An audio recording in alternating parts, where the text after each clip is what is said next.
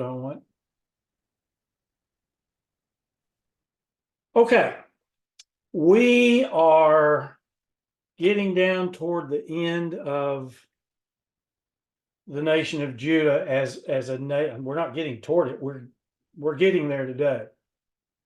The nation of Judah, when we finish today, if assuming we get through all of it, the nation of Judah is no more. Of course, they come back, and we know that there's a modern nation of Judah. But here's what I found in doing the prep for this.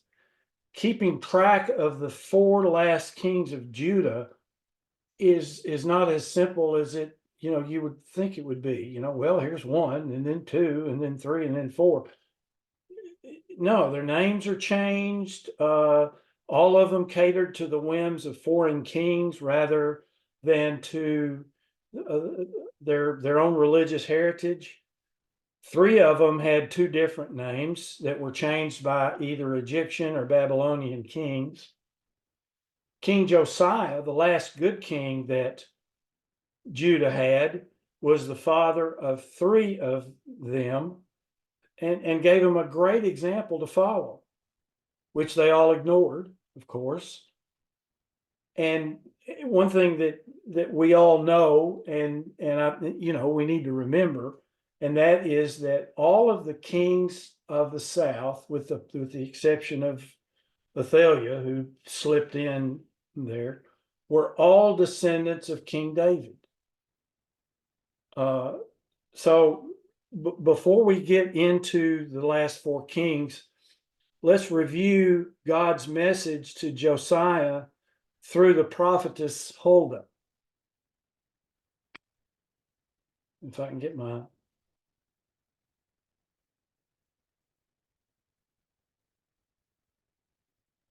Oh, no. Oh, this is cute. I have copied down the wrong... It's not the end of the world because I've gotten the notes, but let's see what happens here. Okay, it's not that one.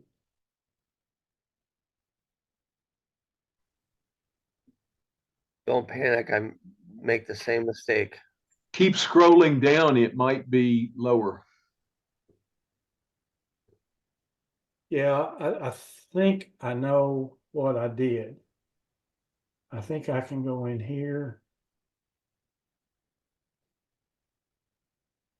Nope, not that one.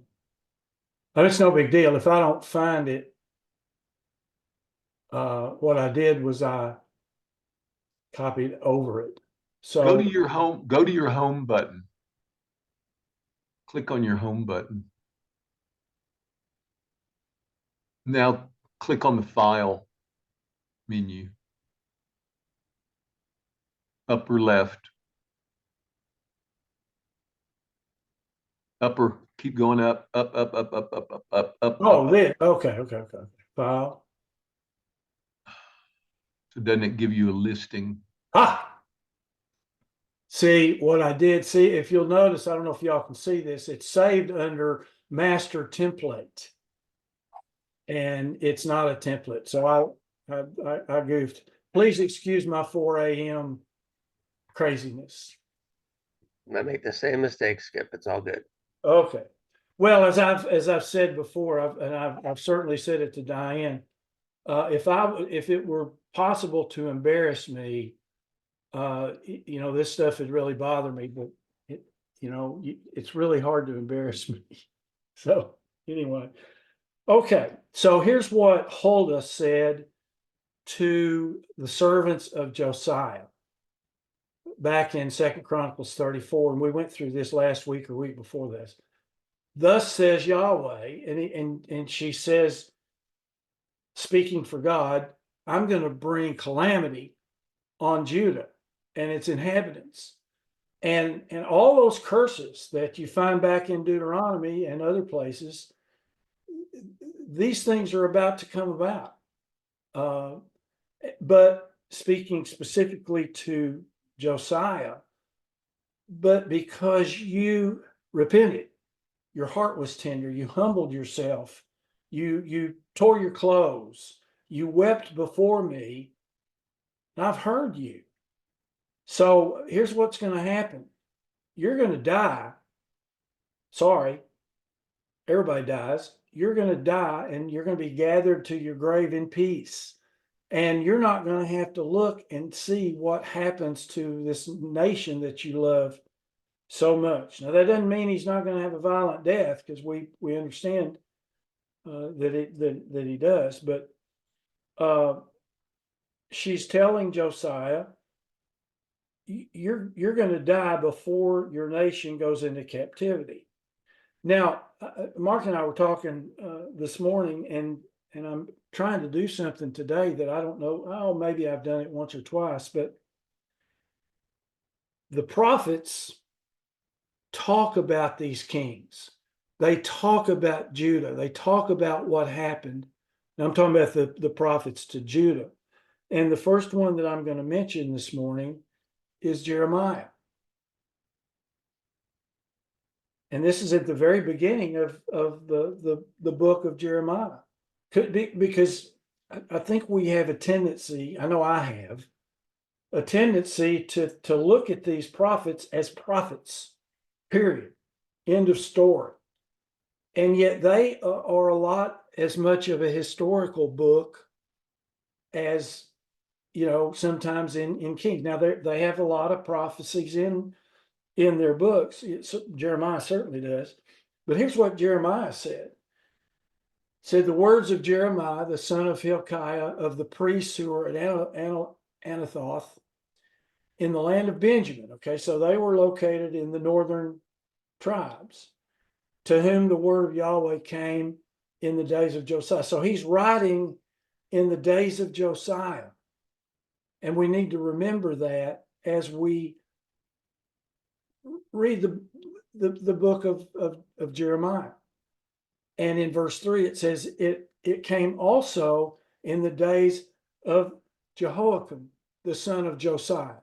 This guy, we'll talk about him in a minute. He's got two names we'll talk about. He was the first king after Josiah. And so Jeremiah's talking about, I'm going to talk about Jehoiakim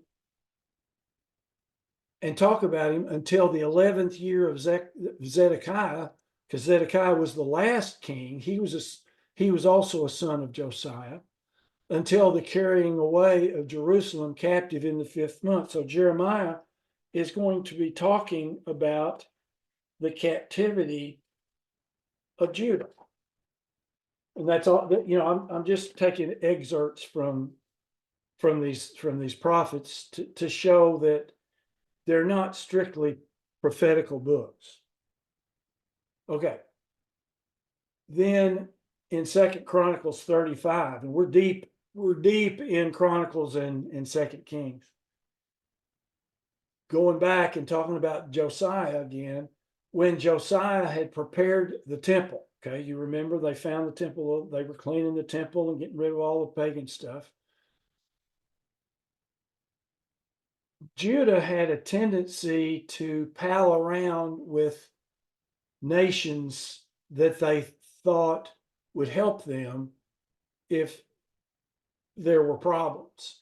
Well, this one went in the opposite direction. Necho, king of Egypt, in other words, he was the Pharaoh. I don't know if they were calling them pharaohs then. But anyway, he came up to fight against this other nation here. And Josiah joined the other nation. He sent the warriors from Judah. And Necho, the king of Egypt, sent messengers to Josiah and said, whoa, you don't have anything to do with this. You and your boys need to stay home.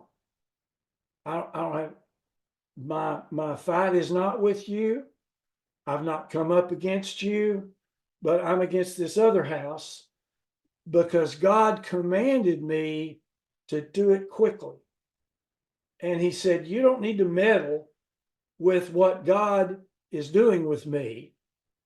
because he'll destroy you. But Josiah didn't listen. He wouldn't turn his face from him, and he disguised himself that he might fight with him, and went out in a chariot. Really smart, Josiah. But the archers, thinking he was just a soldier, shot King Josiah, and Josiah said, "Okay, guys, I'm not going to last too long. Take me home." And so his servants took him out of that chariot and put him in another one, and they took him to Jerusalem, and so he died. And he, unlike his sons, he was buried in one of the tombs of his fathers. And I'm sure there was a lot of pomp and circumstance. And, it says that all Judah and Jerusalem mourned for Josiah. So now I've got a list here of the last 4 kings of Judah. Sorry, I didn't make him any bigger. I was having a problem. Yeah, Skip, Jim. Yep, could I interrupt for a minute? sure. I just noticed something. God told him to come up, this Gentile king, right? Yeah. And I was looking at it in the ESV at the time, but it switched to King James just to be sure. It uses Elohim, not Yahweh. And so I'm wondering if that was his God or it was Yahweh. Or does anybody have an opinion? I have an opinion, of course. I'm shocked.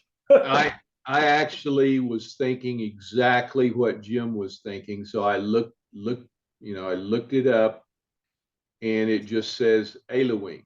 And we all know that the sons of God were given charge over the nations way back in Genesis 10 and 11. And they were given charge there of shepherding various groups, the table of the nations. And so I wondered the same thing. There's no indication. Of course, there's not in most in most of the places where Elohim is mentioned. It's by context, who it's talking about. And in this case, it just says Elohim. It doesn't give an identifier other than it's the same term that's used many thousands of other places. But it's a place of residence. The broad generalization is that the Elohim occupy a place of residence. It's not a name for a specific being. We also know that the capitalization here in the text is human generated. It is not, it's translator generated. It is not part of the actual written text. So that's all I know about any of the grammar of the words. I think it leaves things open, but it's certainly an interesting question that Jim brings up about, was this his Elohim? There are many places we've recently read, and there are many other places in the scripture where talking about Elohim, the phrase would be, my Elohim, or Yahweh, my Elohim, or Yahweh, your Elohim. But oftentimes there's not a descriptor, the actual name of Yahweh with it. So I just think it's an interesting question Jim has brought up. Because we don't have a record of God telling him to go out and fight. He just did it, and he died because he happened to be there. That's it. Yeah, I don't know if you can carry the context quite this far, but the fact that the king of Egypt said, you know, what in the world are you doing out here?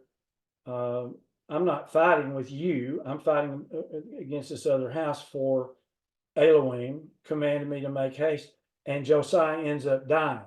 So you know you could kind of go either way, which I think is what you're saying. We don't know whether it's the one true God, or if it's the God of Egypt. So, What one of the sons of God could have been behind it.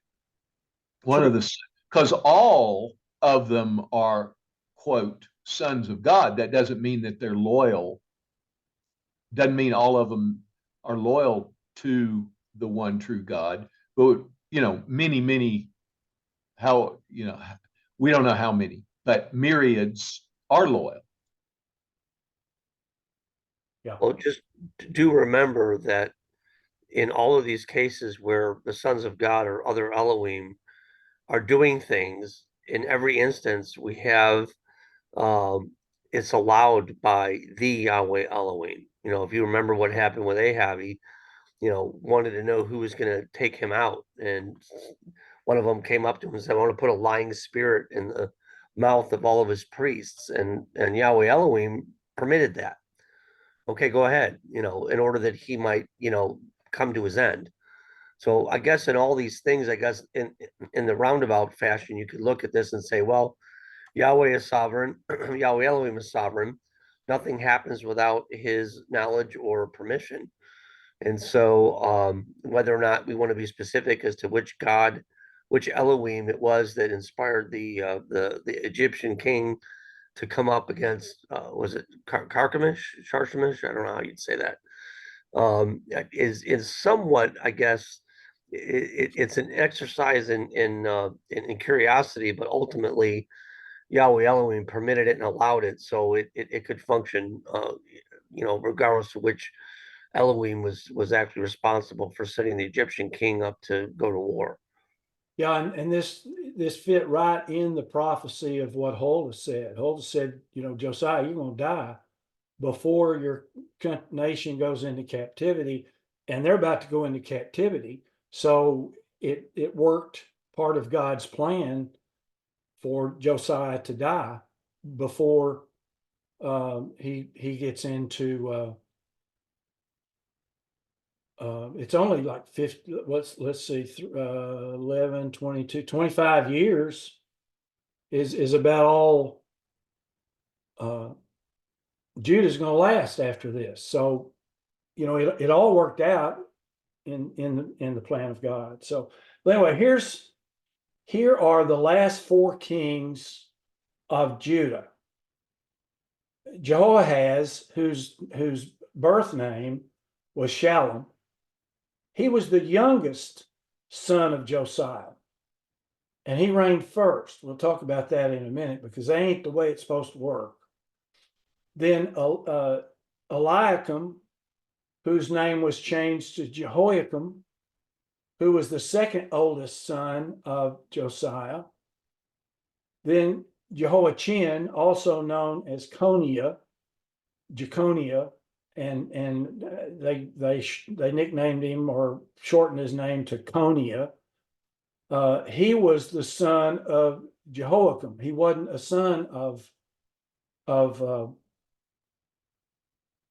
Josiah. And then Zedekiah, who was a son of Josiah. These are the last four kings of Israel. And it's strange that the youngest one reigned first. Now, in First Chronicles 3:15, as soon as I get it to click, says the sons of Johiah were here. The firstborn was Johanan. Guess what? That's the last we hear of this guy.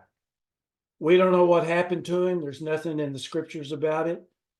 I couldn't find even anything in history. They say, well, he may have died, or he may have been taken captive and You know, we don't hear anything about him anymore, but he's the one that should have reigned first, but he didn't. The second one was Jehoiakim, whose real name was Eliakim. He should have ruled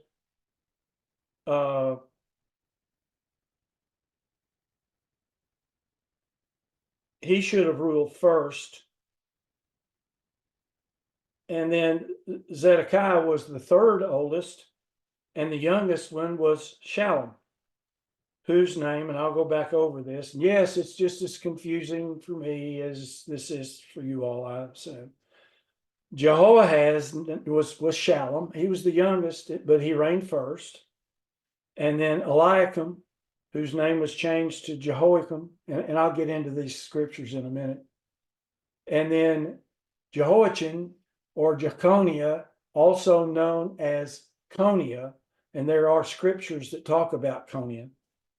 And then Zedekiah, who was the last king, but he wasn't the youngest son of Josiah. So anyway, the order should have been Johanan, Jehoiakim, Zedekiah, and lastly, Shallum.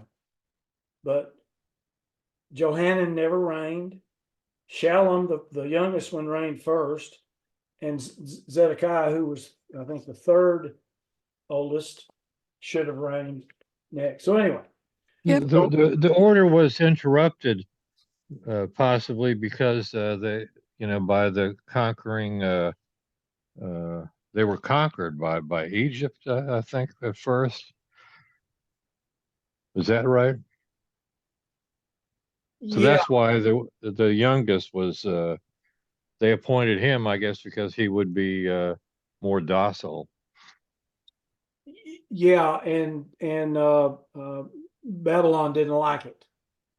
And you notice that he reigned for 3 whole months. They let him know pretty quickly that the choice of the people, which is here in, it says, and the people of the land took Shallum, Jehoahaz, the son of Josiah. They anointed him and made him king in his father's place. And you're right, Rod, Egypt didn't like it for whatever reason. So, or maybe it was Babylon that didn't like it. But anyway, I'll get into that. This stuff is, I'm 74, folks, and it's hard for me to remember all of this stuff. This is one of the reasons we switched. If you remember, we were bouncing back and forth between the northern tribes and the southern, and I just said, hey, please, if you all don't mind, let's just talk about one of them. And so we went through all of the northern tribes and their problems until they were taken into captivity by Assyria. And then we bounced to the south, and we've been talking about Judah for quite some time. But here it is, all spelled out. Jehoahaz, or Shallum, was 23 years old when he became king, and he reigned 3 months. 3 whole months. As I've said before, he didn't even have time to get his I'm the king cards printed. And it mentions his mother's name. And he, just like all the rest of them, did evil. There wasn't a good king after Josiah. He did evil in the sight of Yahweh, according to all that his fathers had done. And here's Egypt coming in again. Pharaoh Necho put him in prison at Riblah in the land of Hamath, that he might not reign in Jerusalem. Pharaoh didn't want him to be king. And then he imposed a big tax on Judah. And then he made Eliakim, the son of Josiah, king in his place. And remember, Eliakim, come on. Here we go. Eliakim's name was changed to Jehoiakim. I'm gonna not switch back and forth. So anyway, and so Pharaoh took him to Egypt. This is Shallum, or Jehoahaz. He took him to Egypt, and he never left Egypt. He was a prisoner the whole time. So at Riblah, as it says here, Necho, the emperor, the king of Egypt, replaced Jehoahaz with Eliakim, Josiah's second son, giving him the throne name Jehoiakim. Isn't this fun? It's hard enough to keep up with this guy's name, their names. And you got these foreign kings that are changing their names, and the writers of Chronicles and Kings used the names that these foreign powers gave to their kings. So then Necho took Shallum, or Jehoahaz, as a captive to Egypt, where he remained till his death. Never got back to Judah. And so then he put a big tax on the people, and that's it. Now, why was Jehoahaz or Shallum selected to be the first king following Josiah?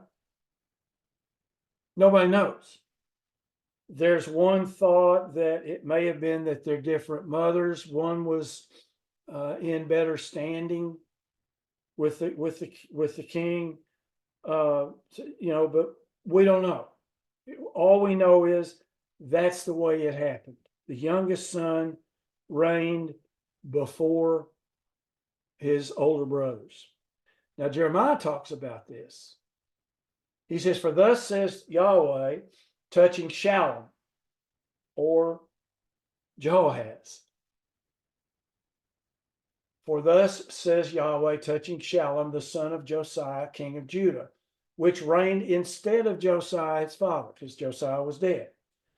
"And he went forth out of his place," which would be going to Egypt. "He did not return anymore to his land of Judah. But he shall die in the place where they've led him captive, which is Egypt, and will see this land no more." Now, what we've got here is that Egypt chose the king of Judah to follow Josiah. 2 Kings 23:33. It talks about him again. Pharaoh Necho put him in prison at Riblah that he might not reign in Jerusalem. He didn't want him to reign. And he started taxing the Judahites. And then Pharaoh Necho made Eliakim, the son of Josiah, king in place of his father Josiah. Here we go again with the king of Egypt choosing the next king of Judah. Now, Eliakim is the same as Jehoiakim. You can see that in verse 34. Pharaoh Necho made Eliakim, the son of Josiah, king in place of his father Josiah, and changed his name to Jehoiakim. And then he took his brother to Egypt, and he died there. And then down at the bottom in verse 36, Jehoiakim was 25 years old when he became king. Some of my screen is covered up. I can't tell how long he. Oh, and it talks about his mother's name. Okay, sorry. All right. So basically, this was all the result of King Josiah deciding to intervene and prevent Egypt from going to war with Carchemish. So what you have here, I guess, essentially is after Josiah was killed, that basically Judah became a vassal state of Egypt. And you said that Babylon didn't like that one bit.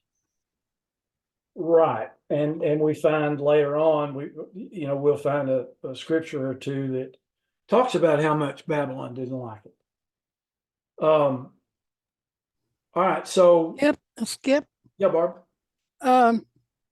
According to your chart, the third king appears to be a grandson of Josiah.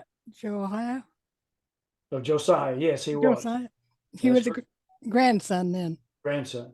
Oh, okay. The other three are sons, but the third one out. I don't have my chart in front of me. Just a second. Jehoiakim or Conia is what I'm going to try to call him, Jeconia or Conia.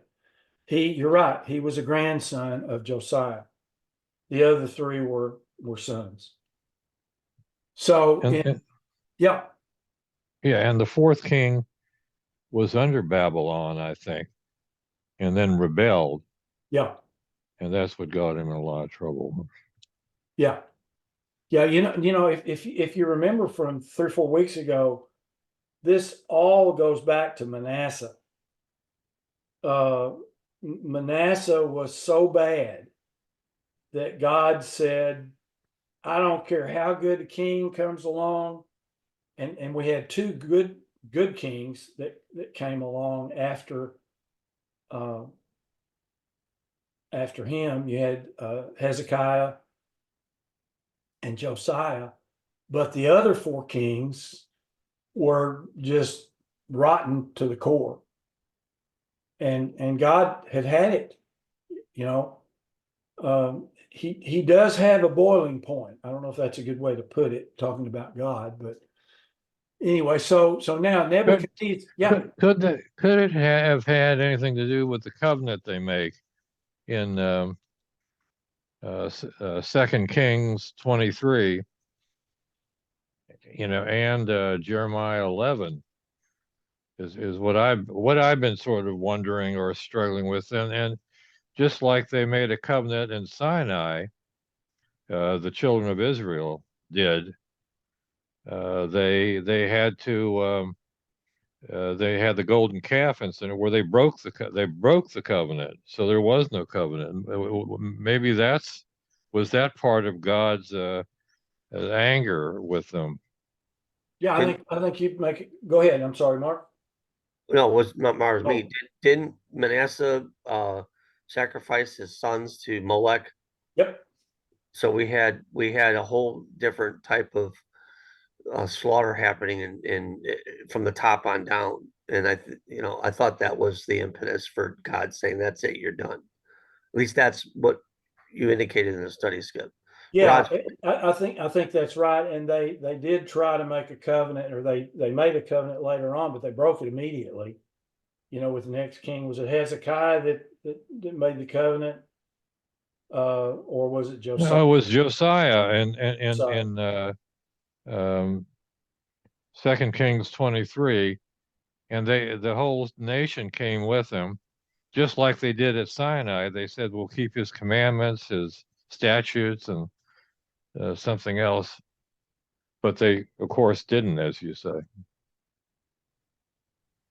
Right. It was something in the back of my mind tickles my memory somewhat, and I could be wrong, but I thought that Skip covered that Yahweh Elohim was so angry with what Manasseh did that his judgment was, and you read this in the book of Amos, even in regards to the northern tribes of Israel, his mind was, that's it, you're done. He when Josiah came around, well, he just read it earlier in this study, that you're not going to see your nation go into captivity. You're going to die before that happens. You're going to die. Your land's going to still be in peace when you die, but you're not going to see the captivity. So God's judgment still stood, and that was established at when Manasseh was king. If my understanding of the time frame of all this, yeah, you're exactly right. And even though they had 2 very good kings that followed, they didn't get the people to quit doing what they were doing. right, and Josiah destroyed all the high places and tore them down, which is something that no king since Jeroboam did. They left them all up, but Josiah tore them all down, but still the judgment that Yahweh made stood. He wasn't going to renege on his decision. Yeah, and the king that followed Hezekiah built them back. Hezekiah had them torn down, and the next thing you know, they're building them back. And then Josiah comes along and he tears them down again.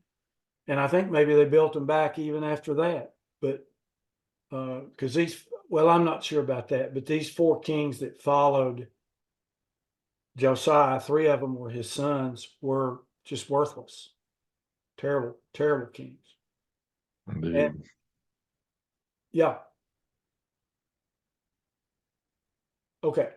So in 2 Chronicles 36:6, it said Nebuchadnezzar, king of Babylon, came up against him and bound him in bronze fetters and carried him off to Babylon.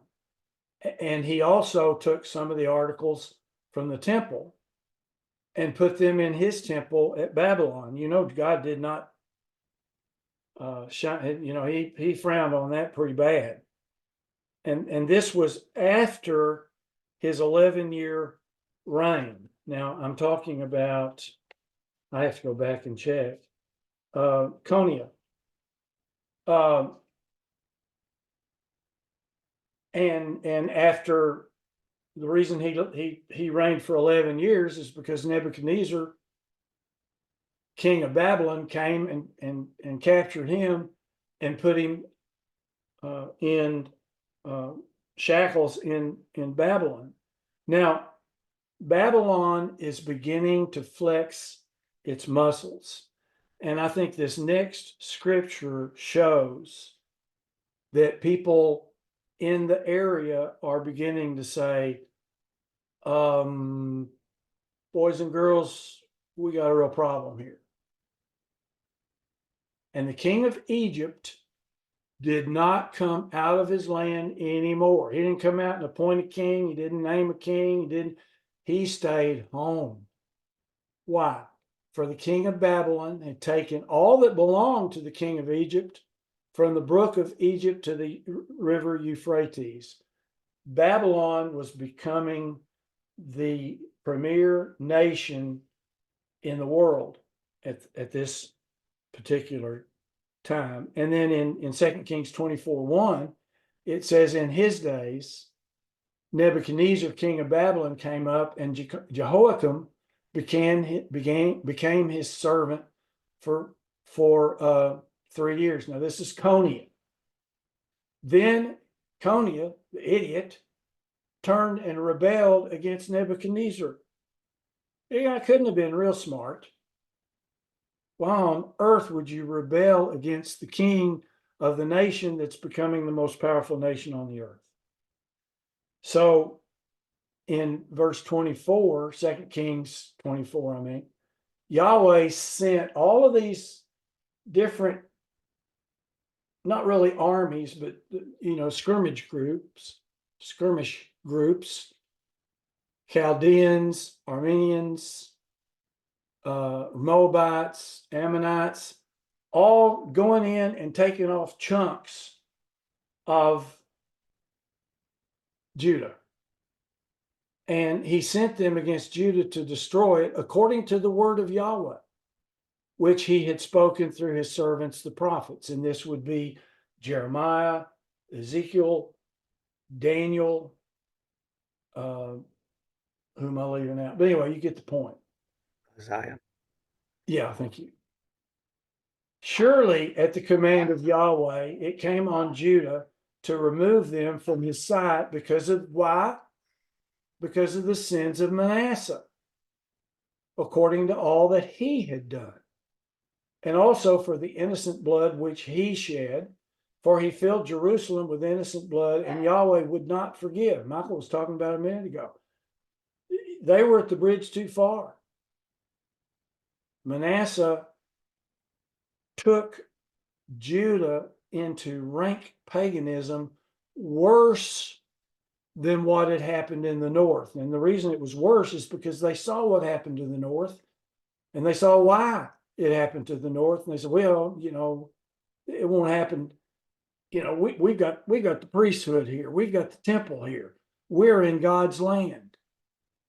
Well, God said, no, that's not going to excuse what's going on. So here we have Jeremiah jump in here. That should frighten the Christian church in the United States and the West, what you just said, Skip. Because we're saying the church says the same thing. Well, we're we worship Jesus and so we're good. And yet we've had abortion, which is basically the same thing as burning your children in the fires of Moloch. It's the same thing. It's innocent blood.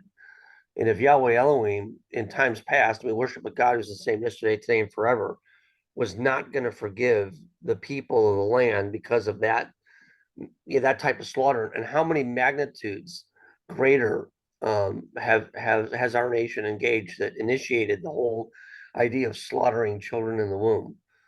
How much more is that, application going to be applied to us? I think it's a sobering thing to think about, and the fact that the church has been largely silent. We become accustomed and used to it. It's just the way it is, to the point that now you have, the citizens of, is it Michigan or Ohio, that just voted to make abortion a constitutional right that cannot be rescinded. Was that Ohio or was that Michigan? I don't remember, but I don't know. but I Was mean, Ohio. okay, Ohio. That should, I guess, based on what you just said, Skip, it just made me think about, wow, if that is Yahweh Elohim's view, and the fact he was not going to forgive that kind of a sin, shouldn't we be on our faces and be outraged and at what's being done in our land? We're numb to it now. We don't even give it a second thought, even in the church anymore. Yeah, and if you look at the northern tribes, they were very much like, or we're very much like them, and our people don't worship God. God's not going to do that to us, like you just said. That's only for ancient Israel. That's not for now.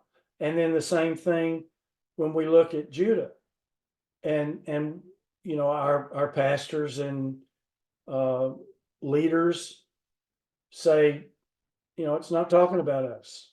I mean, it's not talking about us, but it's not analogizing or metaphoricalizing. How's that for a word? Us. And I think you're right. I think you're right.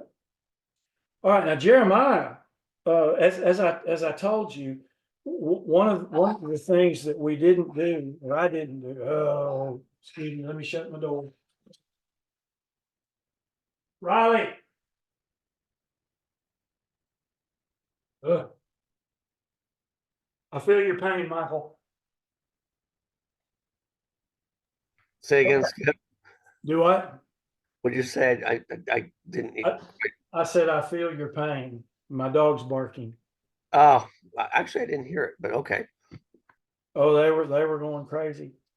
Okay, so one of the mistakes that I've made for, I don't know, a year or so, is I haven't brought in the comments of the prophets. Mark and I were talking about that this morning. He wasn't pointing at me. We were just talking about it, and I think that it would have been a better study as we went through this, had I brought in things that the prophets were saying. But so I won't say I'm making up for it today, but I'm going to throw in a few. So here's Jeremiah. And who's Jeremiah talking about? He's talking about Eliakim or Jehoiakim. You have to remember two names. Therefore, thus says Yahweh concerning Jehoiakim, the son of Josiah. Remember, he's his son, king of Judah. Nobody's going to miss him. Nobody's going to lament for him, saying, alas, my brother, alas, my sister. They shall not lament for him at all. They're not going to feel sorry for him at all. He shall, and here's the thing about it. He's such a bad king. He's going to be buried with the burial of a donkey, dragged and cast out beyond the gates of Jerusalem. And then he says, go up to Lebanon, cry out, lift up your voice in Bashan. Cry for Abiram. I didn't look these places up. For all your lovers are destroyed. Assyria took care of that. I spoke to you when things were going great, when you were rich, when you had need of nothing. But you said, I'm not listening. And this is the way you've been since you were children, that you did not obey my voice. Sorry, this thing cuts off some of the and then in verse 24, if I can get it to change. Yahweh says, as I live, though Conia, remember I said his nickname sort of were, though Conia, the son of Jehoiakim, king of Judah, were the signet on my right hand, yet I would pluck you out. If you were a ring on my finger, on my right hand, I'd pull that thing off and throw it away. Because I'm going to give you into the hand of those who seek your life, and into the hand of those whose face you fear. Who did they fear? They feared Nebuchadnezzar, king of Babylon, in the hand of the Chaldeans. So I'm going to cast you out, and your mother who bore you, into another country where you were not born, and there you shall die. He's talking about captivity in Babylon. But to the land to which they desire to return, they're not returning. A generation or two is going to die. Is this man Conia a despised, broken idol, a vessel in which is no pleasure? I think this is rhetorical. Why are they cast out, he and his descendants? We know why they were cast out, because they broke the covenant Rod was talking about earlier. They haven't listened to God. They haven't listened to their prophets. They haven't listened to their good leaders, Hezekiah and Josiah. They've been cast out into a land which they do not know. And then he talks about Conia. And he said, write this man his child. He's not going to have any children. He's not going to have a son sitting on the throne of David. He's not going to have anyone ruling in Judah.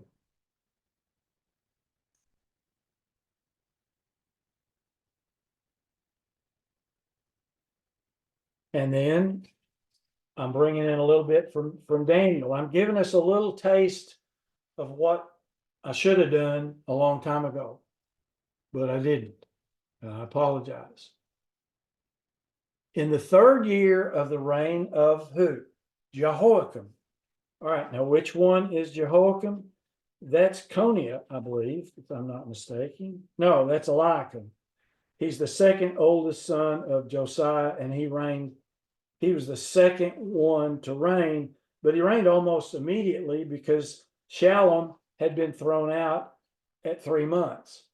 So in the 3rd year of the reign of Jehoiakim, king of Judah, Nebuchadnezzar, king of Babylon, came to Jerusalem and besieged it. This siege lasted 2.5 years, I believe is the number, where they were surrounded. And I'm going to try to not get into the what happened in Jerusalem and in Judah today. But Yahweh gave Jehoiakim, king of Judah, into his hand. Into whose hand? Into Nebuchadnezzar's hand, with some of the articles of the house of God, which he carried into the land of Shinar to the house of his God. That's a little e Elohim. And he brought the articles into the treasure house of his God. And you know, Yahweh didn't like this, but he allowed it. In 2 Chronicles 36, it says, now the rest of the acts of Jehoiakim, the abominations which he did, and what was found against him. Indeed, they're written in the book of the Kings. We've read about this all through the northern kings. And then Jehoiakim, or Coniah, his son, reigned in his place. And he only reigned for 3 months. And his name was Coniah. He was 8 years old when he became king, and he reigned in Jerusalem 3 months and 10 days. And he did evil in the sight of Yahweh. How can an 8-year-old commit evil in the sight of Yahweh? Now, I mean, I know how an 8-year-old can sin, but he had terrible advisors, obviously, and they didn't change anything. They just kept on going, kept on down that road.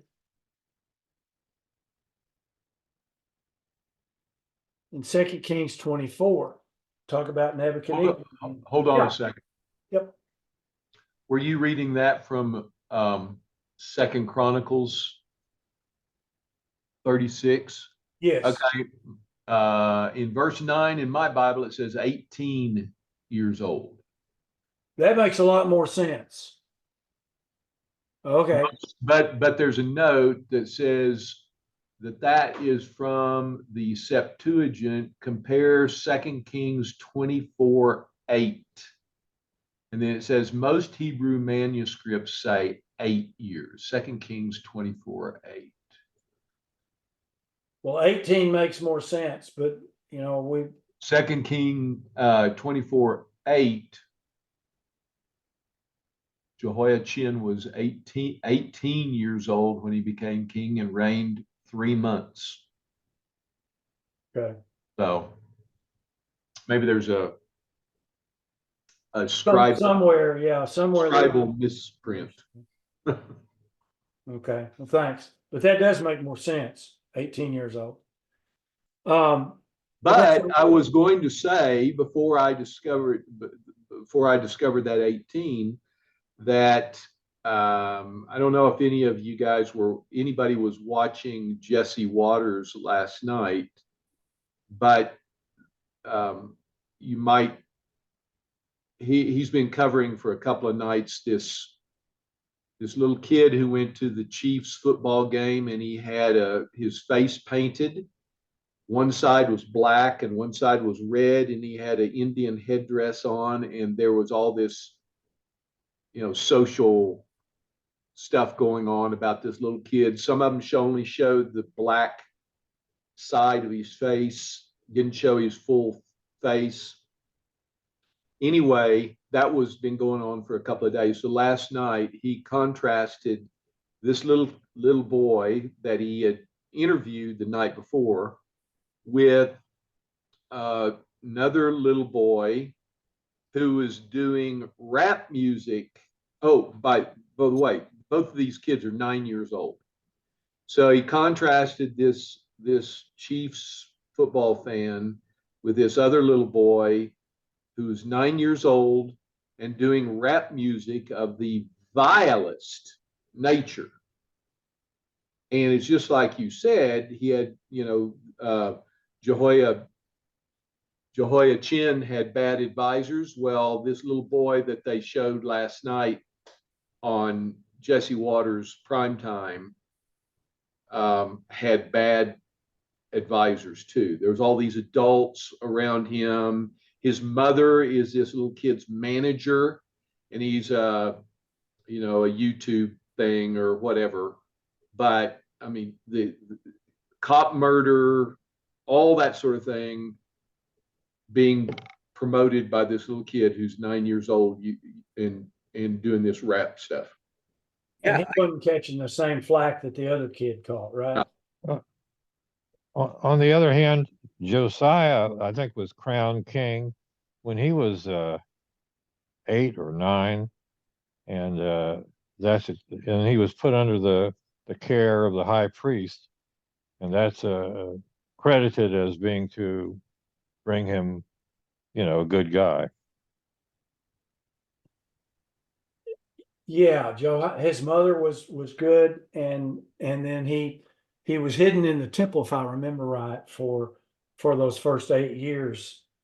Um, and so he was there for the worship of Yahweh, you know, from 8 till I don't remember when he came out, but there was great celebration when he came out and became the official king. Okay, thanks, Mark and Rod. All right, here's a surprise. Oops, what happened to Daniel?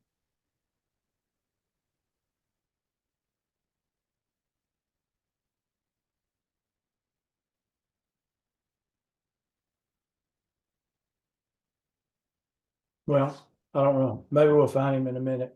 So here's Nebuchadnezzar, and it was hard to not talk about the captivity when we're going through this, because we're talking about Nebuchadnezzar and the things that he did. But he came up against Jerusalem as his servants were besieging it. So remember, it was for 2.5 years, and reading the Lamentations that Jeremiah wrote is talking about what was happening inside the city when Nebuchadnezzar had it surrounded. So then Jehoiachin or Coniah, king of Judah, his mother, servants, princes, they all went out to the king of Babylon, probably to try to make peace. But no, the king of Babylon had it with them too. In the 8th year of Nebuchadnezzar's reign, and he took him prisoner. And he took a bunch of stuff he took treasures out of the temple, and he took treasures out of the king's palace, and he cut in pieces all the articles of gold which Solomon had made in the temple of Yahweh. And then it talks about he carried captivity all Jerusalem and so on. And I kind of jumped ahead. I shouldn't have put this in, but at 4 o'clock this morning, I didn't know what I was reading. And he carried Coniah captive to Babylon. And he also took the king's wives, officers, the mighty of the land. So there's no leadership in Judah at this point. I mean, it's bad enough that there's a siege going on. So now we've got a little bit coming from Ezekiel. It came to pass in the 30th year, in the 4th month, on the 5th day of the month, as I was among the captives by the river. Okay, in other words, Ezekiel was in the captivity, and this is 30 years. They stayed there 70, but this is in the 30th year, on the 5th day of the month, which was the 5th year of King Coniah's captivity. Okay, so even Ezekiel talks about this. And then here's Jeremiah. He says, no matter what, folks, I think I read this earlier, says Yahweh, though Coniah, the son of Jehoiakim, king of Judah, were a ring on my right hand, the ring that says I'm the king, yet I'd pluck it off. And I'm going to give you into the hand of those who seek your life. I've already read this one. Okay, I'm going on.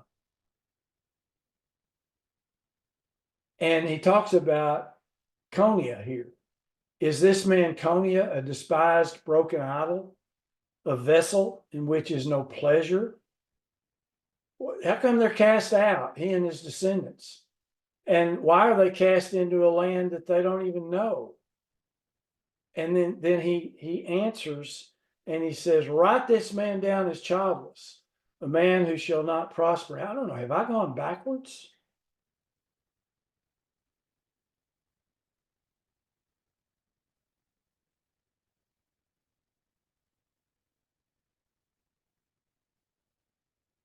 Okay. Maybe I have, but that's okay. it came about in the 37th year of the exile, 37 out of 70. And I really didn't mean to get into this, but obviously I did. Coniah, king of Judah, in the 12th month, on the 27th day of the month, that evil Merodach, king of Babylon, in the year that he became king, released him. And he changed his prison clothes and so on. And I really don't want to get into that right now. And Coniah was 8 years old when he became king. At the turn of the year, King Nebuchadnezzar summoned him and took him to Babylon with the costly, articles from the house. And here it starts talking about Zedekiah. Zedekiah was 21 when he became king, and he reigned 11 years in Jerusalem. Now, these guys would reign in Jerusalem, but then they would be taken into captivity, and so their reign stopped at that point. But Zedekiah did evil in the sight of Yahweh, his Elohim. And he didn't listen or humble himself before Jeremiah the prophet, who spoke from the mouth of Yahweh. Now I want to see if I can find myself here.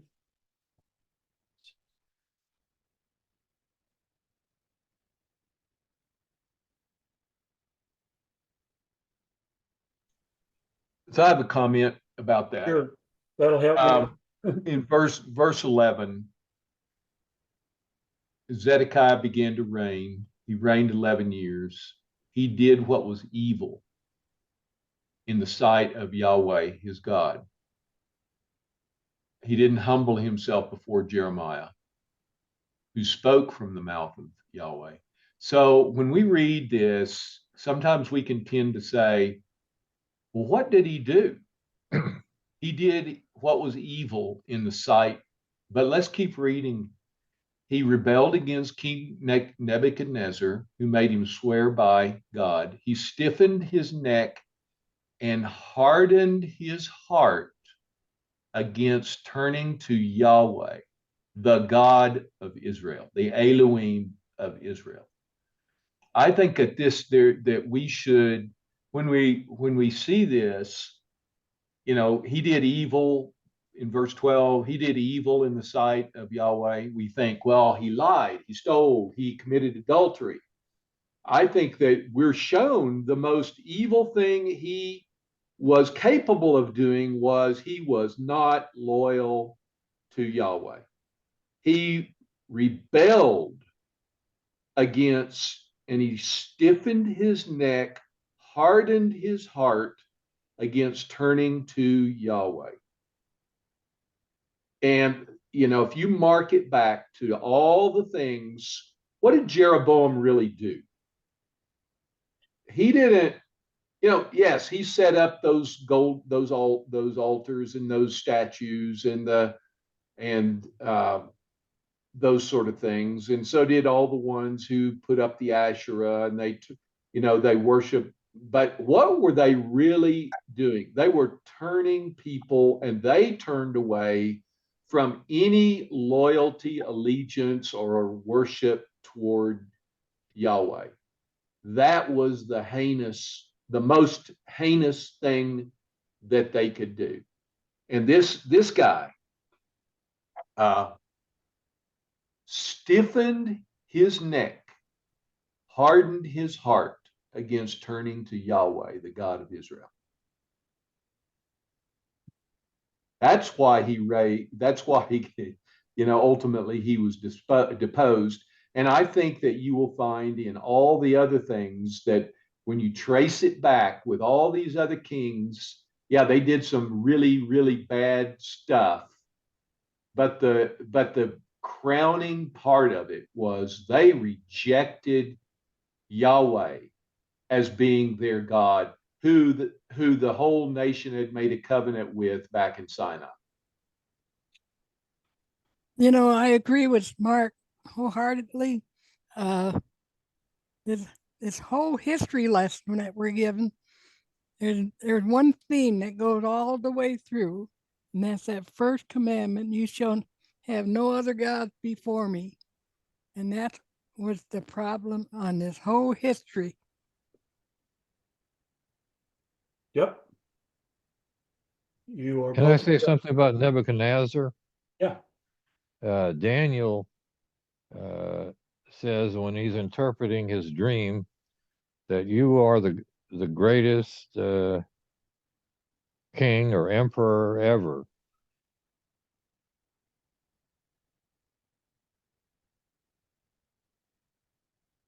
Yeah. And Daniel respected him.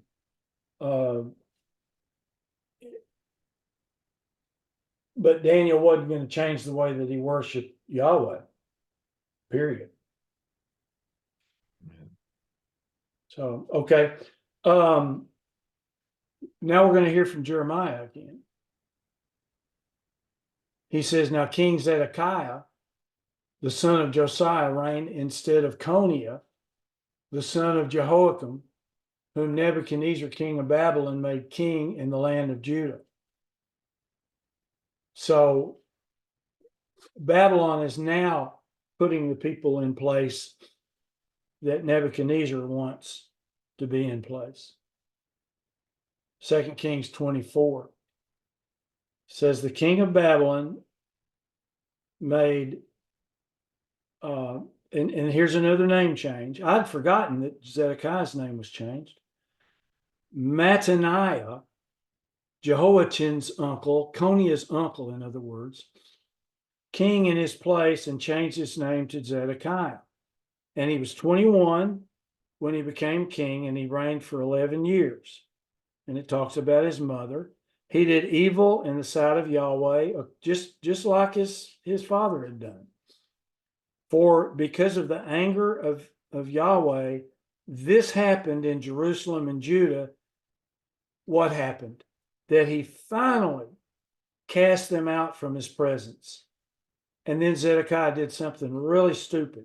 He rebelled against the king of Babylon. And then Jeremiah comes in and has some things to say.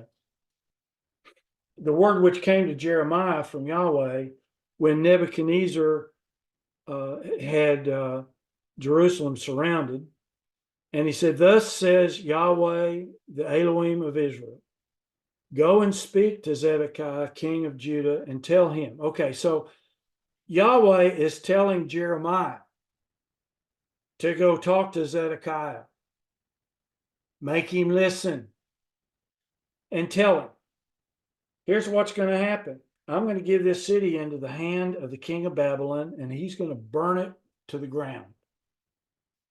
And you, Zedekiah, will not escape, but you'll be taken and delivered into his hands. Your eyes shall see the eyes of the king of Babylon.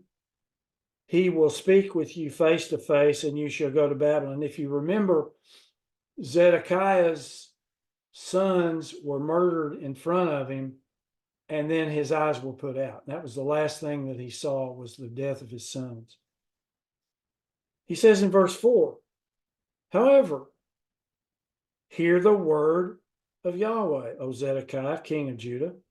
Thus says Yahweh concerning you, you're not going to die by the sword. You're going to die in peace.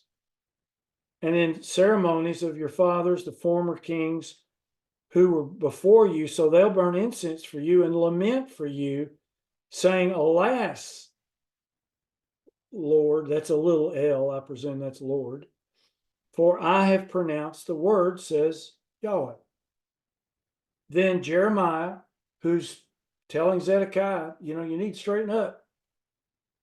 Then Jeremiah the prophet spoke all these words to Zedekiah, king of Judah, in Jerusalem. When the king of Babylon's army fought against Jerusalem and all that, they've got it surrounded, if you remember.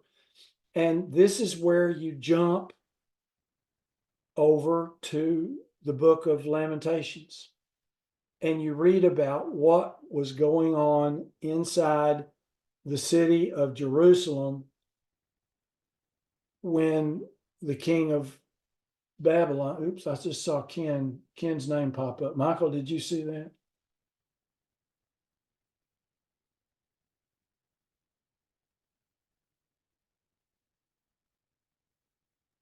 No, I didn't see, you must have gotten a private chat. Skip, I'm sorry about that. My finger hit the note button and didn't notice it until I made those marks. Go right ahead. Yeah, and you're drawing red lines. So, Yeah. Sorry about when that. I was in the banking business, red line was bad. Yeah, that's right. Anyway, yeah, no, I understand. Believe me. Okay, so Jeremiah basically talks about what he's going to write in Lamentations, and then Second Chronicles 36. I'm gonna click on it, make it change.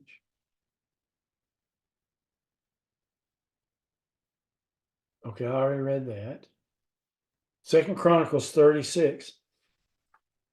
It says Zedekiah rebelled against King Nebuchadnezzar, who had made himself swear an oath by Yahweh. I mean, by Elohim. I'm not sure we know exactly which Elohim that was, but he stiffened his neck and hardened his heart against turning to Yahweh Elohim of Israel. So he broke his oath. Yeah, he broke his oath. That's exactly right. He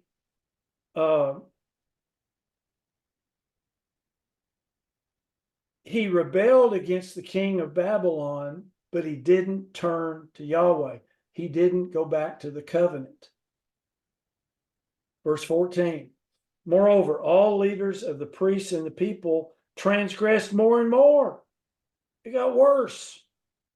According to all the abominations of the nations, and they defiled the house of Yahweh, which he had consecrated in Jerusalem. They went back in and they did things in the temple like had been done by Ahaz, the father of Hezekiah, and I don't think he was the father of Josiah. But anyway, the same stuff they had done before. In verse 15, it says, and Yahweh Elohim of their fathers sent warnings to them by his messengers, rising up early and sending them because he had compassion on his people. God was still willing to give them a chance. He had compassion on his people and on his dwelling place. But they mocked the messengers of God, of Elohim. They despised his words. They scoffed at his prophets until the wrath of Yahweh rose against his people. And here's 4 words that hurt. Till there was no remedy. It was a bridge too far. There was nothing they could do at this point. Verse 17. Therefore, he brought against them the king of the Chaldeans, Babylon, who killed their young men with the sword in the house of their sanctuary in the temple, and had no compassion on young men or virgin, on the aged or the weak. He gave them all into his hand. Now I'm going to stop there because next time we can continue on with the captivity. So I stayed awake. I made it. So thoughts, questions, comments, corrections? I have a question. Yep. The king of Babylon took all the gold and everything out of the temple. I'm kind of fuzzy. What happened to the ark that no one was to touch? Otherwise, they would die. How did that happen? Well, there were ways to carry the ark. The Levites had carried the ark with these strong poles, for Yeah. years. But now isn't the ark gone at this point? Does anybody? That's what I'm thinking. I don't remember. Yeah, we're not, Jer- Jer- nobody really knows for sure, but what I do remember is that I know we discussed earlier, I think Mark gave a great thought process on this question came up before, and it was that, well, the presence of Yahweh Elohim was no longer there in the Holy of Holies at that point. So taking the Ark of the Covenant at that point would have just been easy because the presence of Yahweh Elohim was no longer there. And so removing the Ark would have been, anybody could have probably grabbed it and done it because his presence wasn't there, I would assume. Yeah, Because Michael, I will concur exactly what you're saying in that, the whole point of the Holy of Holies and the temple system, the priests, etc., was to provide a sacred space for Yahweh. And we know what happened to Aaron's two sons who took fire inappropriately into the holy place, that they were killed because they were approaching the presence, not the actual Holy of Holies, but even in the outer room, they were approaching that sacred space inappropriately. And so at this time, God doesn't change. So I think Skip's exactly right. Michael, you're exactly right. The presence of Yahweh wasn't there. If the actual presence as denoted in the scripture, the actual presence of Yahweh was there, then nobody would have been able to approach. So I think it's a right conclusion to say that the temple is nothing without the presence of God. yes, and he's It- holy, and he wouldn't permit a Gentile nation or Gentile king to approach. And if the people were one with Yahweh, he would have fought and he would have been consumed like the Egyptians were. I mean, pillar of fire and whatever would have he would have consumed the enemies. But the people themselves had rejected Yahweh Elohim. We've been reading that over and over and over again. They had rebelled against Yahweh. So the people themselves had already rejected Yahweh, and he was no longer in their presence. He had consigned them to captivity already. In Jeremiah, it says that the ark will no longer be thought of much anymore, something like that. In the early, it's one of the first 10 chapters. I don't remember right now exactly which one, but it does speak about the ark, that it's gone,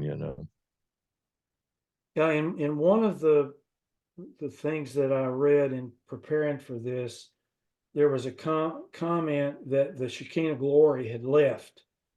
And I think we would all agree with that there was no Shekinah glory of God in the temple anymore, and hadn't been for a long time.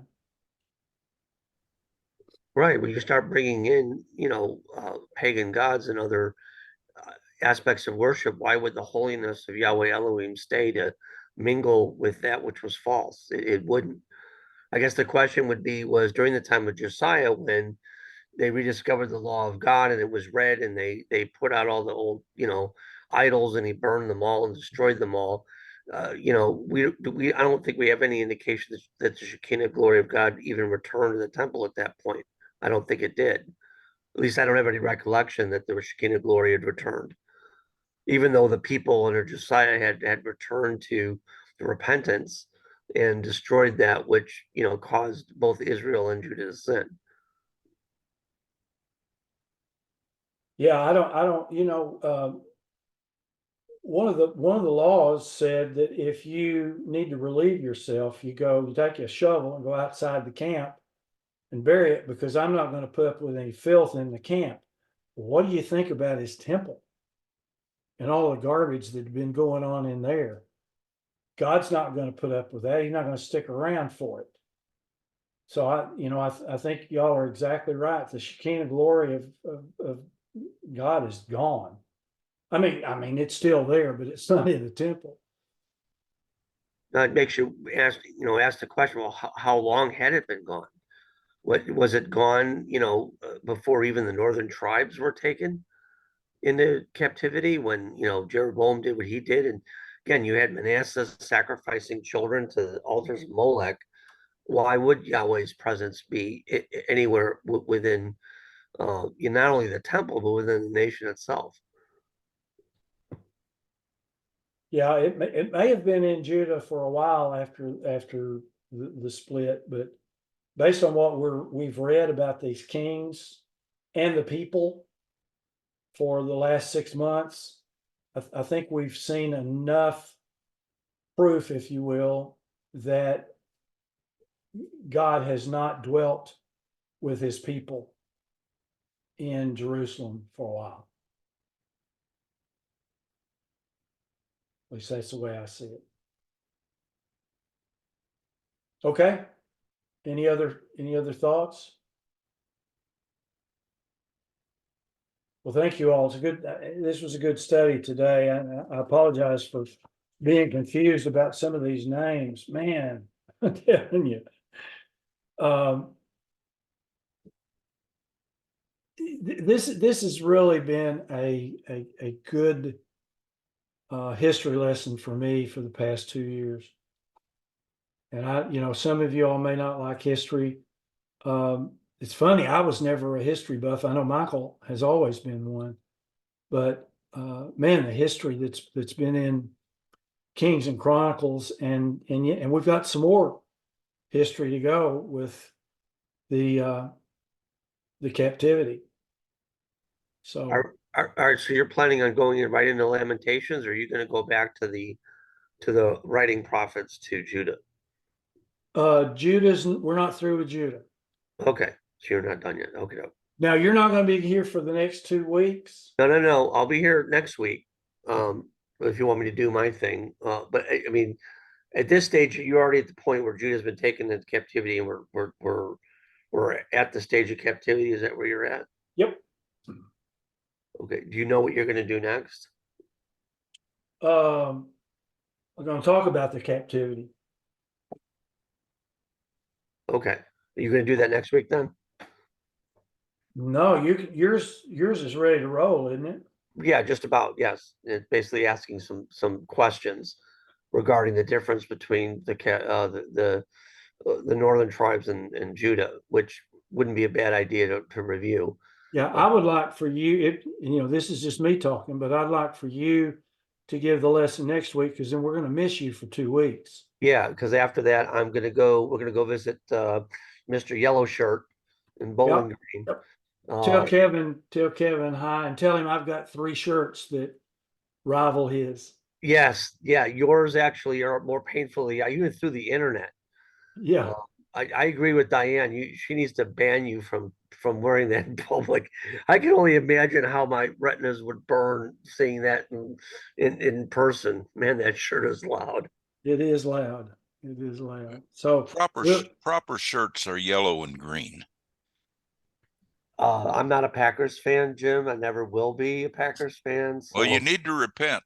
No. Well, I'm not a big sports fan, but being from Chicago, I will never. I can't.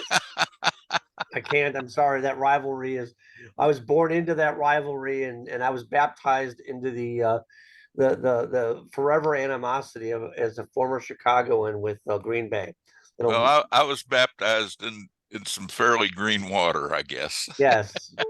I have a funny story. When we had a friend, when we were at the feast one year, she came to our door and she just happened to have a Green Bay Packers sweatshirt on. We were having a big get together at the feast. I wouldn't let her in with that sweatshirt on. I made her change out of it, and then I threw it in the campfire. Oh. Yeah, Erica's a bigger sports fan than I am, so this is more of a religious thing for her than it is for me.